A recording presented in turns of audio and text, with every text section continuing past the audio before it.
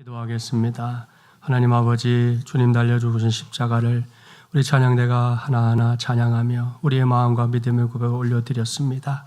기쁘게 받아주시고 우리도 그 길 따라가야 함을 다시금 깨달을 수 있도록 오늘도 말씀 들려주시고 말씀의 깨달음이 모두의 능력이 되도록 성령님 역사하여 주시옵소서. 예수님의 이름으로 기도하옵나이다. 아멘. 서로 축복하겠습니다. 날마다 주님과 동행합시다. 한 번 더 축복할까요? 품이 있는 그리스도인이 됩시다. 할렐루야. 오늘 2000년 전에 예수님께서 나귀 새끼를 타고 예루살렘에 들어가신 걸 기념하는 종려 주일입니다. 아울러 우리 교회 전체가 성례 주일로 지키는 날이기도 합니다. 이러한 교회력에 대해 이미 알고 있는 성도들이 대부분이겠지만 또 우리 중에 미처 좀 모르는 분도 있기 때문에 조금 더 설명을 보태겠습니다. 매년 사순절 말미에 종려 주일에 시작되는 한 주간, 그러니까 올해로 말하면 이제 이번 주간이겠죠. 이번 주간을 교회력에서는 고난 주간 이렇게 부릅니다.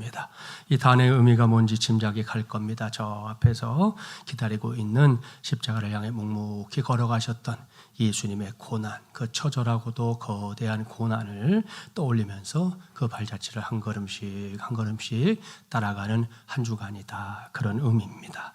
그래서 교회는 전통적으로 고난 주간에는 일체 오락을 금했고요. 예수님의 십자가를 따라가는 삶을 강조해 왔습니다. 그래서 우리 교회도 이번 주간을 보내되 그저 그렇게 보내지 말자.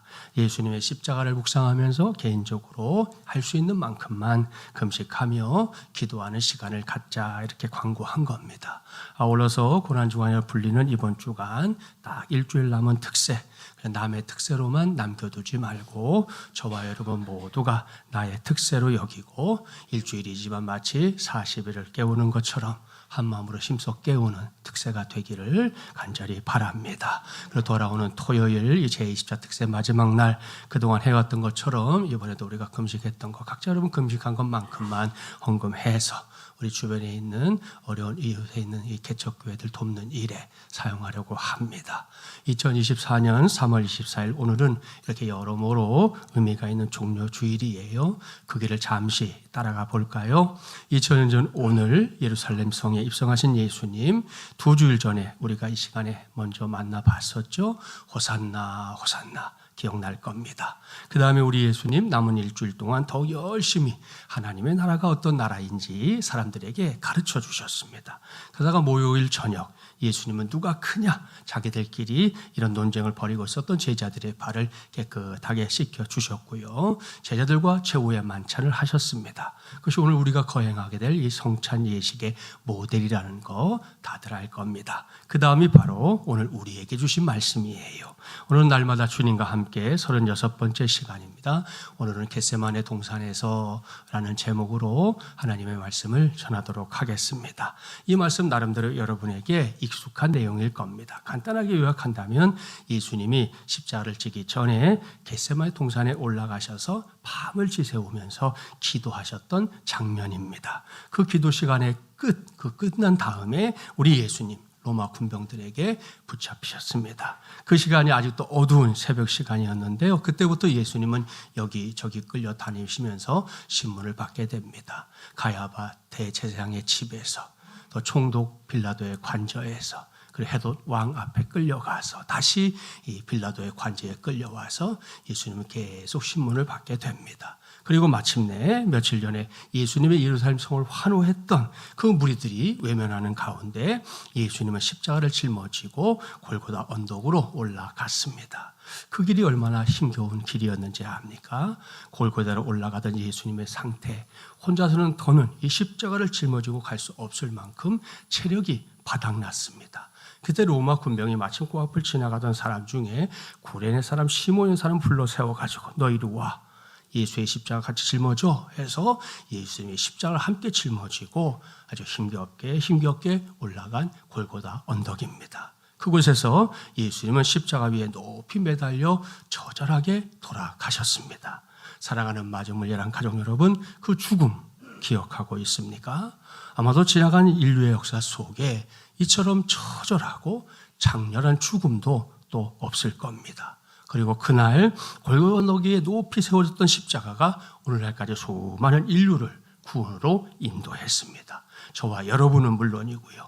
과거에도 또한 다가오는 미래에도 주님이 다시 오시는 그날까지 예수 그리스도의 십자가는 여전히 단 1도 변함없이 구원의 능력을 발휘하게 될 줄 믿습니다. 이와 관련해서 로마서 5장 8절을 이렇게 선언하지요. 우리가 아직 죄인 되었을 때에 그리스도께서 우리를 위하여 죽으심으로 하나님께서 우리에 대한 자기의 사랑을 확증하셨느니라. 아멘. 이것이 하나님께서 행하신 구원의 역사입니다. 그리고 우리는 오늘도 그 구원의 은총을 누리며 살고 있습니다. 그 구원의 감격을 찬양하고 있지 않습니까? 때로는 열정을 다해서, 때로는 흐느끼며, 때로는 잠잠히 주님의 은혜를 찬양하며 이렇게 예배하고 있는 것입니다. 그러니 이것이 얼마나 귀한 일입니까? 얼마나 감격스러운 은혜입니까? 두말할 게 없습니다. 그런데 오늘은 제게 간절한 소원이 한 가지 더 있습니다. 그것은 본문에 등장하는 겟세마네 동산으로 저와 여러분이 함께 들어가 보는 것입니다. 펼쳐놓은 말씀을 잘 보십시오. 아직 십자가 사건이 일어나지 않은 시점인데요. 동도 트지 않은 그 시각 속으로 저와 여러분이 함께 들어가 봤으면 좋겠다 하는 겁니다. 왠지 아시죠? 바로 그곳에 저와 여러분이 꼭 만나야 할 우리 예수님이 있기 때문입니다. 대개의 경우 그리스도인들은 예수님 하면 곧바로 하나님의 아들을 연상합니다. 그러고는 자기의 생각을 통해 예수님에게 가진 찬사와 가진 능력을 다 부여합니다. 무슨 말이냐? 예수님은 못하실 것이 없어야 하고, 예수님은 마치 철인처럼 강력한 힘을 발휘해야 하고, 예수님은 몇 날 며칠 주무시지 않아도 끄떡없는 존재로 생각한다. 이런 말입니다. 물론 이 말들이 틀리지 않아요. 맞는 말입니다. 예수님은 하나님의 아들입니다. 능력의 주님입니다. 마음만 먹으면 못하실 일 없습니다. 심지어 죽은 자도 다시 살리는 주님이에요. 이게 맞는데요. 저는 이러한 주님을 분명하게 믿습니다. 여러분도 믿지 않습니까? 그런데요, 적어도 본문에 기록된 그날 밤만큼은 겟세마네 동산에서 간절하게 기도하시던 그날 밤만큼은 달랐다는 거예요. 물론 이전에도 피곤해서 주무시던 모습, 시장에 하시던 모습 등등이 간혹 인간적인 모습으로 드러나는 거 우리가 볼 수 있었습니다. 그러나 그날만큼은 더욱 분명하게 예수님이 자신의 약한 모습을 있는 그대로 드러냈습니다. 그렇다고 해서 예수님이 약자가 됐다, 이런 의미는 아닙니다. 제가 말씀드린 약한 모습이란 가장 인간적인 모습이라는 뜻입니다. 이것이 지금 우리가 막 도착한 이 겟세마네 동산에서 제일 먼저 볼 수 있는 우리 예수님의 참 모습입니다. 그렇다면 가장 인간적인 예수님의 모습, 왜일까요? 무엇 때문에 예수님이 가장 인간적인 모습으로까지 낮아졌을까요? 성큼성큼 다가오고 있는 십자가가 무서웠기 때문일까요? 아닙니다. 제가 생각할 때 그건 정확한 답이 아니에요. 그렇다면 왜 예수님이 이렇게 가장 인간적인 모습으로 자신을 드러내고 있는 것인가? 정답 나갑니다. 예수님 자신이 구원할 대상이 바로 인간이었기 때문입니다. 할렐루야. 그렇습니다. 예수님은 일찍부터 자신이 세상에 온 목적을 알고 있었습니다. 마가복음 10장 45절 말씀 잘 아시죠? 인자가 온 것은 섬김을 받으려 함이 아니라 도리어 섬기려 하고 자기 목숨을 많은 사람의 대속물로 주려 함이니라 말씀하고 있습니다. 여러분, 이것이 예수님이 세상에 오신 이유, 유일한 이유입니다. 결코 잊지 마십시오. 우리는 살기 위해 이 땅에 왔지만 예수님은 살기 위해 이 땅에 오신 게 아니에요. 예수님은 죽기 위해 오셨습니다. 자신의 하나뿐인 목숨으로 온 인류의 생명을 사기 위해서 오셨단 말입니다. 따라서 예수님의 관심은 언제나 선한 사람이었습니다. 그동안 기회가 닿는 대로 사람에게 집중하시는 예수님을 여러분에게 말씀드렸습니다. 그렇습니다. 예수님에게는 사람이 소중했습니다. 예수님에게는 사람이 전부였습니다. 예수님은 사람들이 세상에 있다는 이유만으로 기꺼이 오실 수 있었던 것입니다. 그리고 이제는 그 사람들을 하나님께로 인도하기 위해 자신이 감당해야 할 몫이 다가오고 있었던 것이에요. 그 시간이 다가올수록 예수님은 자신이 구원할 사람들과 자신을 동일시하고 있었습니다. 그만큼 사람들을, 우리를 잘 아셨다, 그런 말씀이에요. 히브리서 4장 15절 우리 같이 봉독해 볼까요? 우리에게 있는 대제사장은 우리의 연약함을 동중하지 못하실 리가 아니요 모든 일에 우리와 똑같이 시험을 받으신 이로되 죄는 없으시니라. 아멘. 보십시오. 예수님은 이렇게 철저하게 자신과 세상 사람들을 동일시하셨습니다. 따라서 예수님은 세상 사람이었고요, 세상 사람들은 예수님 자신이었던 겁니다. 이렇게 생각하신 예수님 지금 어디에 있습니까? 겟세마네 동산에 엎드려 있습니다. 따라서 우리는 이 시간에 두 눈을 똑바로 뜨고 그 모습을 주목해서 봐야 합니다. 겟세마네 동산에 올라갈 때 예수님 혼자 가지 않았죠. 평상시에도 중요한 사역이 있을 때마다 늘 데리고 다녔던 베드로, 요한 그리고 야고보를 데리고 기도하기 위해 동산에 올라갔습니다. 그리고 기도하기 전에 그들에게 당부하셨어요. 간곡하게. 본문 37절, 38절 교독해 볼게요. 베드로와 세베대의 두 아들 데리고 가실새 고민하고 슬퍼하사.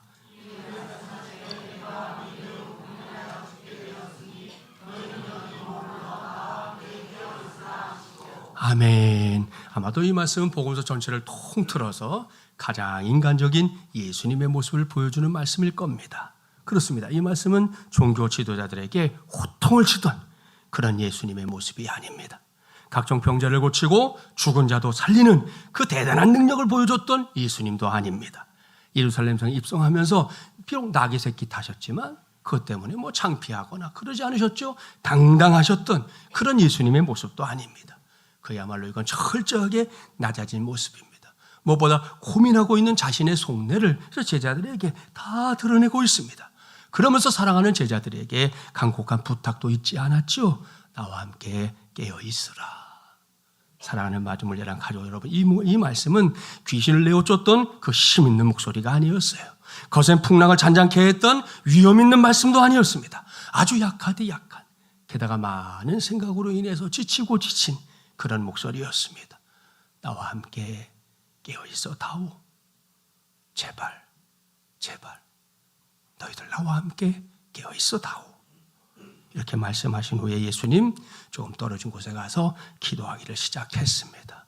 그 기도가 뭐냐? 보면 39절 함께 봉독합니다.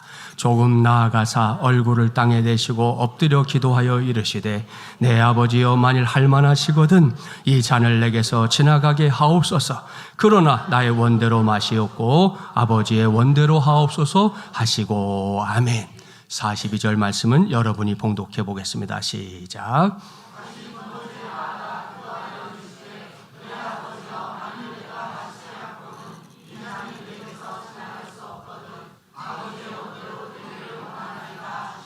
아멘. 44절 말씀 다시 함께 봉독해 봅니다. 또 그들을 두시고 나아가 세 번째 같은 말씀으로 기도하신 후. 아멘. 사랑하는 제자들에게 나와 함께 깨어있어 다오. 제발 깨어있어 다오. 이렇게 부탁하신 예수님 계속해서 기도에 집중했습니다. 그 기도의 제1성, 다가오는 십자가를 그냥 지나가게 해 주십시오 라는 간절한 기도였습니다. 그러나 그것이 다는 아니죠. 만일 다가오는 십자가를 피할 수 없다면 기꺼이 받아들일 수 있게 해 주십시오 라는 또 하나의 애절한 기도였습니다. 그때 예수님이 얼마나 간절하게 기도했는지 압니까? 의사 누가는 누가복음 22장 44절 말씀에서 이렇게 기록했습니다. 예수께서 힘쓰고 애써 더욱 간절히 기도하시니 땀이 땅에 떨어지는 빗방울 같이 되더라. 아하, 정말이지 눈물 없이는 볼 수 없는 장면입니다. 예수님이 얼마나 간절하게 기도하고 있는지 보라는 거예요. 지금 뭔가 힘을 써가면서 일하는 거 아니잖아요. 기도하는 겁니다. 기도. 그런데 그 기도 시간에 얼굴에서 땀이 떨어집니다. 그것도 찔끔찔끔 이렇게 떨어지는 거 아니에요. 마치 빗방울처럼 뚝, 뚝, 뚝 그렇게 떨어졌습니다. 그만큼 간절하게, 그만큼 간곡하게, 그야말로 온 영혼을 다해 기도했던 것이에요. 무엇을요? 억만죄악의 주범인 사람들을 구원하려고 하시는 하나님의 계획이 있는데요. 그 계획이 온전하게 이루어지게 해 주시옵소서. 그렇게 기도했습니다. 그 과정에서 자기 자신이 구원의 도구요 통로가 되게 해달라고 예수님은 그렇게 간절하게 기도하셨습니다. 사랑하는 마지못이란 가족 여러분, 이것이 겟세마네 동산에서 우리 예수님이 하셨던 기도입니다. 그러니 2024년 종료주일 이 시간에 우리 모두가 이러한 주님의 기도를 제 마음판에, 여러분 마음판에 새길 수 있기를 바랍니다. 아울러서 겟세마네 동산에서 간절하게 드렸던 주님의 기도를 통해 오늘 우리가 적어도 3가지를 배웠으면 좋겠습니다. 첫째, 열정을 배워야 합니다. 그야말로 녹초가 될 정도로 열정적으로 기도한다는 게 뭔지, 그렇게 기도하는 방법을 우리 예수님에게서 배울 수 있다는 말씀이에요. 좀 전에 말씀드렸죠. 예수님이 땀방울이 핏방울이 될 정도로 기도했다는 사실을 말입니다. 달리 표현하면 진액을 쏟는 기도였다, 이런 말씀입니다. 그렇습니다. 그런 정도의 열정이 담긴 기도가 바로 우리 예수님이 십자가 달려 죽기 전에 겟세마네 동산 위에서 하셨던 기도였는데요. 바로 그것을 이 시간 저도 배우고 여러분도 배워야 할 줄 믿습니다. 이 시간 스스로에게 질문해 보십시오. 나에게는 그런 열정이 있는가? 우리나라 사람들에게 아주 큰 사랑을 받았던 영화 중에 그 쇼생크 탈출이라고 하는 영화가 있었습니다. 그 영화에 등장하는 앤디라는 사람이 자기가 갇혀 있는 감옥에 도서관을 만들기 위해서 주 정부에 편지를 써서 보냅니다. 근데 여러분, 일개 죄수가 쓴 편지, 거기에 관심을 갖거나 거기에 답장을 해줄 정부 인사가 있겠습니까? 있을 리가 만무했어요. 그럼에도 불구하고 지치지 않고 앤디는 매주 한 통씩 6년 동안 편지를 써댑니다. 참 대단하죠. 결국 어떻게 됐는가? 6년 만에 답장과 함께 200불이 왔습니다. 그때 앤디가 뭐라고 했는지 압니까? 답장 받는데 6년밖에 안 걸렸어. 이제는 매주 2통씩 보낼 거야. 입이 벌어지죠. 마침내 10년 만에 앤디가 복역하고 있던 감옥에 도서관이 개관됐습니다. 그리고 매년 500불의 지원금까지 받게 됐다, 그럽니다. 여러분 보십시오. 끈기와 근성이 승리한 것이죠. 이처럼 무슨 일을 하든지 열심히 해야 합니다. 우리 예수님처럼 말입니다. 요즘 우리 시대의 가치에서 이 열심히 예전에 우리 부모님 시대에 가졌던 가치만큼 못한 것 같은 분위기가 있어요. 좀 대충 살려고 하는 사람들도 있고, 뭘 그렇게 열심히까지, 이런 말들로, 심지어 책 제목도 아차 너무 열심히 살았네, 이런 책도 있어요. 예? 여러분, 그런 시대가 됐지만 여러분, 그럼에도 불구하고 열심은 우리 인생에서 너무나 소중한 가치입니다. 여러분, 열심만 있어도 평균 이상의 인생을 살 수 있다는 거 꼭 기억해야 합니다. 보통 뭔가에 열중하는 사람을 가리켜 돌쇠 같다 그러는데요. 이건 열심히 있다는 말과 같은 말입니다. 무엇이 됐든 비록 은사가 부족하고 잠재력이 부족해도요, 이러한 열심만 있으면 80%까지는 올라갈 수 있다 그럽니다.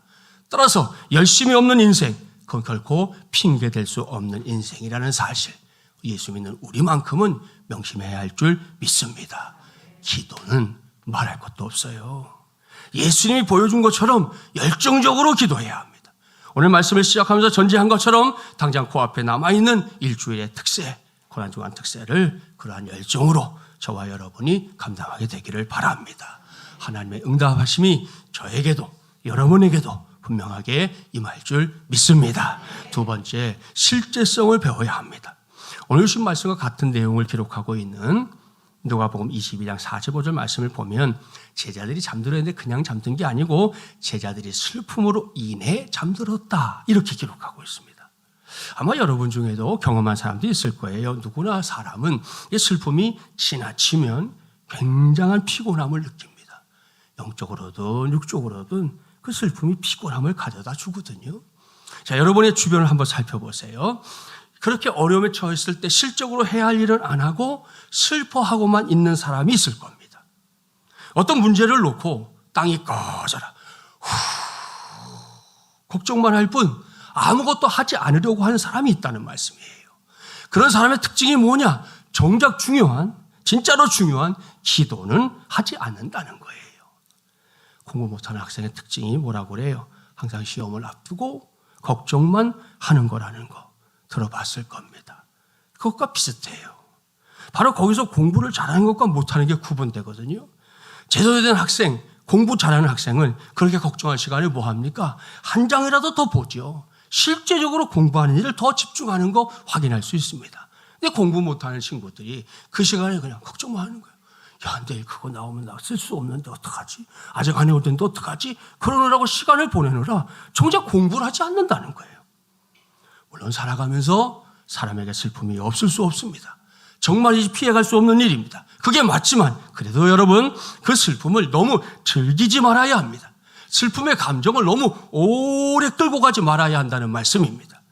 그렇다면 그럴 때 어떻게 해야 하는가? 예수님이 겟세마네 동산에서 보여준 것처럼 슬플 때는요, 무엇보다 기도해야 합니다. 물론 이것이 말처럼 쉽진 않을 거예요. 그러면 그렇다고 해서 불가능합니까? 그것도 아니지 않습니까? 그러니 슬플 때는 어떻게 해야 한다? 그 감정 속에 빠져서 허죽허죽거리지 말고 기도해야 한다. 예수 믿는 우리라는 적어도 우린 그럴 때 기도해야 한다. 이런 말씀입니다. 여러분 그렇게 기도하면요, 무엇보다 내가 밝아집니다. 기도하면 새 힘을 얻기 때문이죠. 기도하면 마음도 강해집니다. 따라서 설사 슬픔의 직면에 있는 상황이라 할지라도 저와 여러분의 인생의 중요한 순간을 헛되게 흘려보내는 그런 어리석음에 빠지지 말아야 돼요. 그 시간을 여러분 낭비하면 안 됩니다. 이것이 겟세마네 동산에서 지금 죽음을 앞두고 슬픔이 있었지만 그 너머에서 기도하고 계시는 우리 예수님에게서 배워야 할 두 번째 배움이에요. 여기서 영화 이야기 하나 더 하겠습니다. 영화 원스라고 하는 영화가 있는데 여기에 보면 아일랜드의 무명 음악가인 남자 주인공이 등장합니다. 이 사람이 좀 그 당시에 좀 주머니가 많이 비어 있어가지고요. 공중전화로 이제 런던, 멀리 있는 런던에 있는 친구에게, 여자친구에게 전화를 해요. 요즘은 다 스마트폰 기본 요금 가지고 데이터 갖고 막 하니까 해외 막 걸지만 사실 해외 요금이 옛날에는 못하겠어요. 한두 마디 하면 빨리 끊어! 옆에서 막 그러잖아요. 그런 시절 얘기잖아요. 자, 아무튼 전화를 하고 있는데 이 시간이 흘러가면서 점점 이 통화의 마지막 시간에 이 친구가 뭐라고 하는지 이렇게 말합니다. 좀 있으면 전화 끊길 거야. 돈이 다 됐어. 그런데 뚝 끊으셨어요. 뚝 끊으셨어요. 자, 여러분, 세상 천지에 이렇게 어리석은 사람, 이렇게 바보 같은 사람이 또 어디에 있겠습니까? 살다 보면 돈이 다 떨어져서 더 이상 통화를 할 수 없을 수도 있습니다. 그건 남을 할 일이 아닙니다. 그런데 그렇게 된 그 짧은 시간, 아직 주어져 있었잖아요. 그 짧은 시간에 여자친구에게 할 말이 그렇게 없습니까? 에? 그럴 때는 무조건 사랑해, 사랑해, 알지, 사랑해, 뚝 이래야지. 그래야 되는 거 아니에요? 그 시간에 할 말이 없어서 좀 있으면 전화 끊겨. 돈이 다 됐어, 뚝 이러면 되냐 이거예요. 에? 자, 근데 아무튼 주인공은 무의미한 말만 하다가 그 소중한 짧은 시간, 그것마저 날리고 말았어요.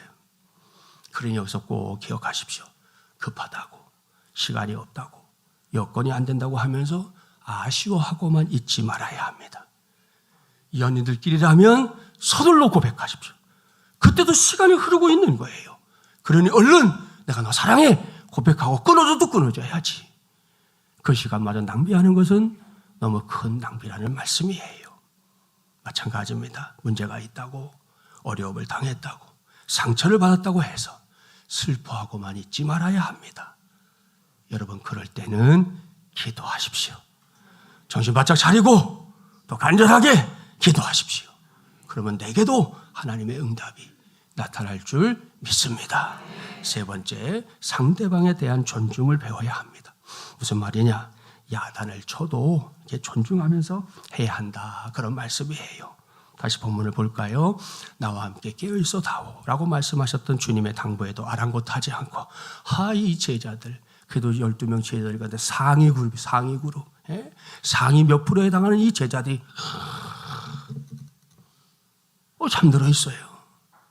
그때 예수님이 그들에게 하신 말씀을 보겠습니다. 41절 함께 봉독합니다. 시험에 들지 않게 깨어 기도하라. 마음에는 원이로되 육신이 약하도다 하시고. 아멘. 무슨 말씀입니까? 예수님이 잠들어 있는 제자들을 사정없이 꾸짖지 않았다는 거예요. 부탁했잖아요. 신신당부했잖아요. 그러면 제대로 못하고 있으니까 사정없이 꾸짖을 만한데 그러지 않았어요. 예수님은 도리어 너희가 마음은 간절하지만 몸이 도무지 따라주지 않는 거구나. 이렇게 말씀하고 있습니다. 여기서 우리는 예수님의 사랑을 깊이 느끼게 됩니다. 비록 잘못하고 있는 제자들이지만 그들의 동기만큼은 순수하다. 너희들이 그래도 이 시간이 피곤한 시간에 내가 기도하러 간다니까 같이 기도하겠다고 따라왔어요. 제대로 기도는 못했어도 그런 마음으로 따라왔잖아요. 여기까지. 그 동기만큼은 인정해 주시는 거예요. 그래, 너희가 그런 마음으로 지금 나랑 왔지. 그래, 내가 여기 혼자 있으면 더 외로웠을 텐데 근데 내가 이렇게 같이 있어 줬지. 그렇게 지금 제자들에게 말씀해 주고 있는 거예요. 이것이 중요합니다. 여러분, 독이 있는 질책과 힘을 주는 질책은 분명한 차이가 있습니다. 무슨 말씀이냐? 우리 주변에 있는 어떤 사람, 자기가 바른 말을 잘하는 은사가 있다고 생각하면서 그런 말들을 마구마구 때를 얻든지 못 얻든지 쏟아놓는 경우가 있지요. 때를 얻든지 못 얻든지 하는 건 전도야, 전도. 그런 말 하라고 있는 게 아니에요. 아무튼 쏟아놔요. 들어보면 그 말이 틀린 말도 아니에요. 분명히 들음직한 말입니다. 그런데 사랑이 없는 바른 말은, 사랑이 없는 정답은 상대방을 죽이기 쉽습니다. 따라서 그럴 때는 오히려 입을 꾹 다물고 있는 게 더 나아요. 그게 상대방을 도와주는 거예요. 여기서 솔직하게 말씀드리면 우리 모두가 다 그렇게 할 가능성이 있는 사람들입니다. 내 안에, 당신 안에 그럴 소지가 충분히 있다. 그런 말씀이에요. 그래 여기서 예수님에게서 목사인 저도 성도인 여러분도 꼭 한 수를 배웁시다. 뭔가 질책하고 싶거든 사랑이 확신이 있을 때 질책하라. 이겁니다. 그럴 때 질책은 반드시 상대방을 살릴 줄 믿습니다. 설사 야단을 쳐도 그 안에 격려가 있으면 상대방에게 생명을 불어넣어 줄 수 있다. 그런 말씀입니다. 전교생이 딱 2명인 산골학교. 요즘은 이런 학교마저도 다 폐교가 되어버렸지만 이 산골학교에서 있었던 일인데요. 시험을 봤어요. 근데 선생님이 보니까 이 2 녀석이 지들끼리 컨닝을 하면서 시험을 보는 거예요. 화가 난 선생님 2 녀석을 아주 크게 야단쳤는데 뭐라고 야단쳤냐? 이렇게 야단쳤어요. 야 이놈들아! 전교 1등 2등 하는 놈들이 그래 컨닝을 하냐? 니넨 자존심도 없냐? 그러고 혼을 냈다는 거예요. 여러분, 야단은 이렇게 치는 거예요. 예수님이 바로 그런 분이에요. 그런 우리 주님 참 멋진 분이지 않습니까? 말씀을 마무리합니다. 오늘 저는 겟세마네 동산에서라는 제목으로 하나님의 말씀을 전했습니다. 먼저 겟세마네 동산에서 나의 구원을 위해, 우리의 구원을 위해 땀이 땅에 떨어진 핏방울처럼 기도하셨던 우리 예수님 꼭 떠올리십시오. 그 사랑이 나를 구원했습니다. 그 사랑이 우리를 구원했습니다. 그 사랑을 마음판에 새기면서 종료일 오늘부터 시작된 이 한 주간, 2024년 고난주간, 십자가의 길을 걸어가신 주님과 함께 걸어가는 우리 모두가 되기를 주님의 이름으로 축복합니다. 그 과정에서 오늘 겟세마네 동산에서 기도하고 있는 예수님에게서 배운 거 3가지 꼭 기억하고 배운 대로 힘써 행해보기를 바랍니다. 먼저는 열정을 배워야 된다 그랬어요. 다른 것도 그렇지만 기도는 더더욱 열정적으로 해야 합니다. 당장 내일 새벽부터 이 말씀을 행동에 옮기는 저와 여러분이 되기를 바랍니다. 종목이 어려우면 집에서 여러분 온라인으로라도 함께 예배하면서 고난주간 정도 보내는데 그냥 아무 생각 없이 잠자고 아무 생각 없이 일하고 그러면 안 되잖아요.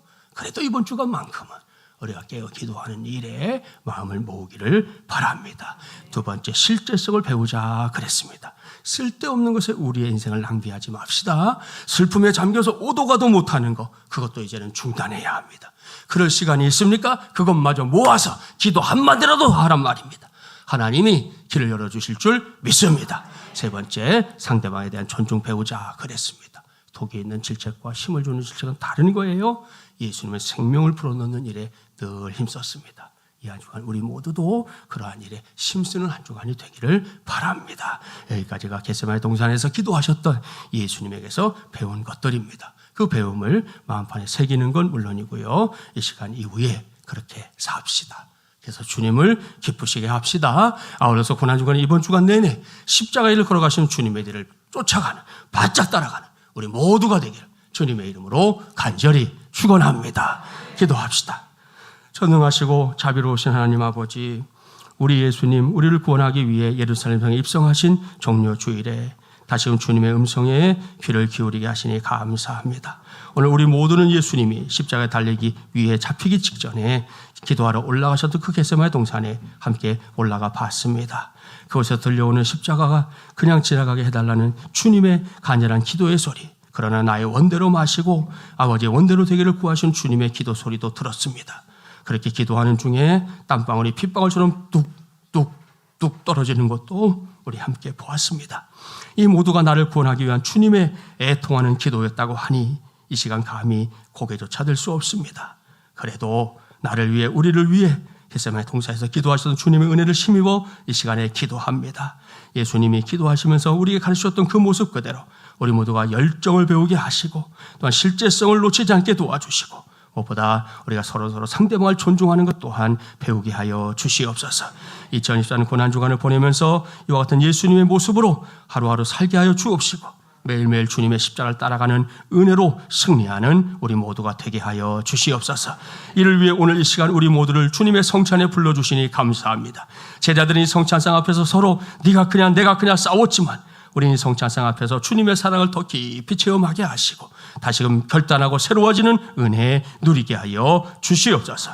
예수님의 이름 기도하옵나이다. 아멘.